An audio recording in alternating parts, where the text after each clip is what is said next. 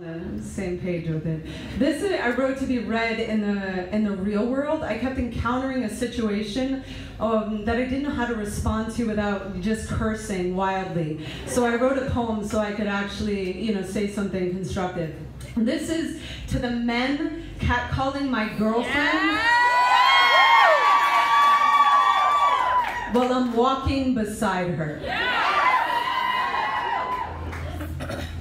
One of the biggest perks to looking the way I do is that I virtually never have to listen to someone like you suck your own dick out loud while telling yourself I am what you're swallowing. How do you not know fail is what you do every time you think you can ace manhood with the thesis of let me get a look at that ass baby doll. Congratulations on being another dude who got his catcalls at Toys R Us, you unoriginal hand-me-down of mediocrity, you mosquito biting your own balls in the swamp of your mother's regret.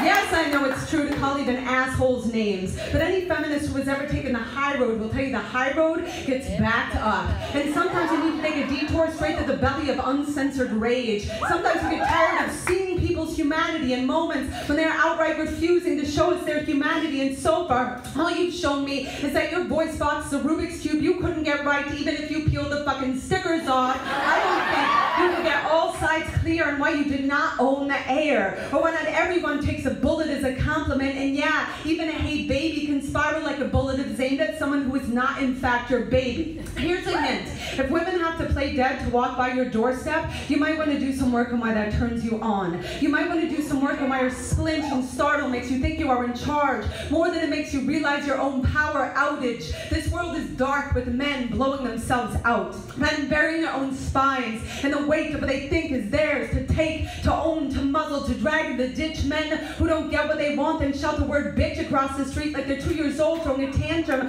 with their baby diapers on like they think their dick is a golden ticket to the Willy Wonka factory. We can't imagine anyone would have an intolerance to hey, sugar, so they call you a slut or a whore or a dyke. Way to go, the last one right. Somebody get him a tote bag. Some construction paper, make him a certificate. Somebody give him something quick before he feels inadequate over at Santa Barbara sorority house, before he lines up women like pretty glass bottles and starts shooting off more than his mouth. Seriously, if you think you are any different than a boy who would write a manifesto to do everything in his power to destroy everything he cannot have, then prove it by being the kind of man who isn't killing time, watching his own dignity play dead, whose heartbeat doesn't quicken with the quickening of a woman's footsteps, who has enough self-respect to not hang himself out the window of his fucking car. It is not Rubik's Cube hard to keep your mouth shut. Just keep your mouth shut. You can do it, man. I know you can.